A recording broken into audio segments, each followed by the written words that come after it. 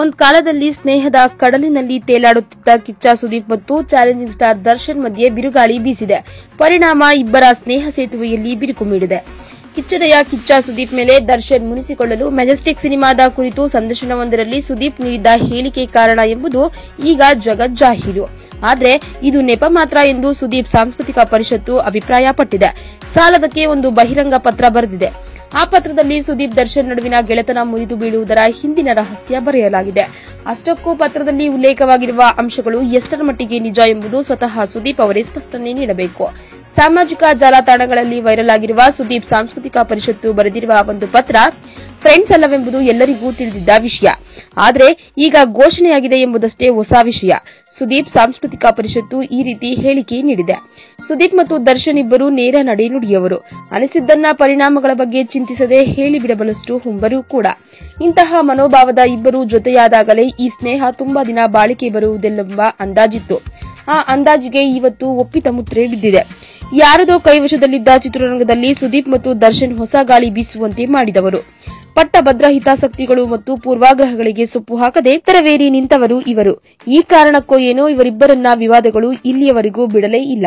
ಇದರಲ್ಲಿ ದರ್ಶನ್ ತನಗೆ ಸಂಬಂಧಿತ ವಿಷಯಗಳಿಗೆ ಮತ್ತು ತಾನು ಆಡಿದ ಮಾತುಗಳಿಂದಾದ ವಿವಾದಗಳಿಗೆ ಮಾತ್ರ ಜವಾಬ್ದಾರಿಯನ್ನು ಹೊರುವಂತಾದರೆ, ಸುದೀಪ್ ಮಾತ್ರ ತನ್ನದು ಮತ್ತು ತನ್ನದಲ್ಲದ ಬೇರೆ ಬೇರೆ ಕಾರಣಗಳಿಗೆ ವಿವಾದದ ಕೇಂದ್ರಬಿಂದು ಆಗುತ್ತಲೇ ಹೋದ್ರು. ಸುದೀಪರ ಹೆಗಲ ಮೇಲೆ ಕೋವಿ ಇಟ್ಟು ಬೇರ್ಯಾವುದೋ ಗುರಿಯತ್ತ ಗುಂಡು ಹಾಸಿದವರು ಒಬ್ಬೊಬ್ಬರಲ್ಲ. ಸುದೀಪ್ ಬಗ್ಗೆ ವಿವಾದಗಳೇನೇ ಇರಲಿ, ಅವರು ಅಪ್ಪಟ ಡಾಕ್ಟರ್ ವಿಷ್ಣುವರ್ಧನ್ ಅಭಿಮಾನಿ ಎಂಬುದು ಸೂರ್ಯ ಚಂದ್ರರಷ್ಟೇ ಸತ್ಯ. ಸುದೀಪ್ ಅವರ ಜೊತೆ ಒಂದರ್ಧ ಗಂಟೆ ಮಾತನಾಡಿ ಬಂದರೆ ಕನಿಷ್ಠ 4 ಸಲವಾದರೂ ವಿಷ್ಣು ಸರ್ ಪ್ರಸ್ತಾಪ ಅವರ ಮಾತಲ್ಲಿ ಬಂದು ಹೋಗುತ್ತೆ. ಈ ಅಭಿಮಾನ ಅವರಿಗೆ ದೊಡ್ಡ ಅಭಿಮಾನಿ ಬಳಗವನ್ನ ಕೊಟ್ಟಿತು ನಿಜ. ಆದರೆ ಅದನ್ನು ಮೀರಿಸುವಷ್ಟು ನೋವು ಮತ್ತು ಮಾನಸಿಕ ಹಿಂಸೆಯನ್ನೂ ಕೊಟ್ಟಿತು. ವಿಷ್ಣುವರ್ಧನ ಸಿನಿಮಾಗಿಂತ ಮುಂಚೆಯೇ ಅವರು ಅಮಿತಾಬ್ ಜೊತೆ ನಟಿಸಿ ಸೈ ಎನಿಸಿಕೊಂಡಿದ್ರು. ರಾಜಮೌಳಿಯ ಈಗ ಸಿನಿಮಾದಲ್ಲಿ ನಟಿಸುತ್ತಿದ್ದರು.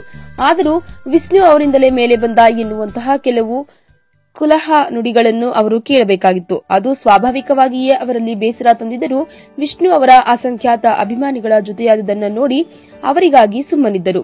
ಡಾಕ್ಟರ್ ವಿಷ್ಣು ಅವರು ಬದುಕಿದ್ದಾಗ ಅವರಿಗೆ ತೊಂದರೆ ಕೊಟ್ಟವರು, ಷಡ್ಯಂತ್ರ ರೂಪಿಸಿದವರು ವಿಷ್ಣುವರ್ಧನ ಸಿನಿಮಾ ಬಂದ ಕೂಡಲೇ ಸುದೀಪ್ ವಿರುದ್ಧ ಕಾರ್ಯಪ್ರವೃತ್ತರಾಗಿ ಬಿಟ್ಟರು. ಡಾಕ್ಟರ್ ವಿಷ್ಣು ಅವರನ್ನ ವಿರೋಧಿಸುತ್ತಿದ್ದವರೆಲ್ಲರೂ ಸುದೀಪ್ ಅವರನ್ನು ವಿರೋಧಿಸಲು ಶುರು ಹಚ್ಚಿಕೊಂಡರು. ಈ ಹಿಂದೆ ವಿಷ್ಣುವರ್ಧನ್ ಅವರಿಗೆ ಏನೆಲ್ಲಾ ತೊಂದರೆಗಳು ಸಿಗುತ್ತಿದ್ದವೋ ಆ ಎಲ್ಲಾ ತೊಂದರೆಗಳು ಸುದೀಪ್ ಅವರಿಗೂ ಲಭ್ಯವಾದವು. ಹೆಜ್ಜೆ ಹೆಜ್ಜೆಗೂ ಅವಮಾನಗಳು, ನೋವುಗಳು ಜಾಗ ಮಾಡಿಕೊಂಡವು. ಇದೇ ಸಮಯಕ್ಕೆ ಸರಿಯಾಗಿ ದರ್ಶನ್ ಕೌಟುಂಬಿಕ ಕಲಹದ ಕಾರಣಕ್ಕೆ ಜೈಲುವಾಸ ಮುಗಿಸಿ ಬಂದಿದ್ದರು. ಹೀಗೆ ಇಬ್ಬರೂ ನೋವುಂಡವರು.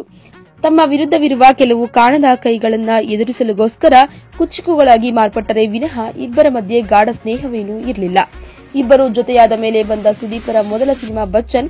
ಆ ಸಿನಿಮಾ ಸುದೀಪರ ಈ ಹಿಂದಿನ ಎಲ್ಲಾ ಸಿನಿಮಾಗಳಿಗಿಂತ ಅದ್ಭುತವಾದ ಓಪನಿಂಗ್ ಪಡೆದುಕೊಂಡು ಬಿಟ್ಟಿತ್ತು. ಇದೊಂದೇ ಕಾರಣವಾಗಿಟ್ಟುಕೊಂಡು ವಿರೋಧಿಗಳು ಸುದೀಪ್ ವಿರುದ್ಧ ಮತ್ತೆ ಕತ್ತಿ ಜಳಪಡಿಸಿಬಿಟ್ಟರು. ನಿನ್ನ ಸ್ನೇಹ ಸಿಕ್ಕ ಕಾರಣಕ್ಕೆ, ನಿನ್ನ ಅಭಿಮಾನಿಗಳು ಸಿನಿಮಾ ನೋಡಿದ ಕಾರಣಕ್ಕೆ ಸುದೀಪ್ಗೆ ಅಷ್ಟು ದೊಡ್ಡ ಓಪನಿಂಗ್ ಸಿಕ್ಕಿದೆ. ಇನ್ನಾದರೂ ಸುದೀಪ್ ಗೆಳೆತನ ಬಿಟ್ಟು ಬಿಡು ಅಂತ ದರ್ಶನ್ ಅವರ ಕಾಸಾ ದೋಸ್ತುಗಳು, ಸಂಬಂಧಿಕರು ದರ್ಶನ್ ಮೇಲೆ ಒತ್ತಡವನ್ನ ಆರಂಭಿಸಿದರು.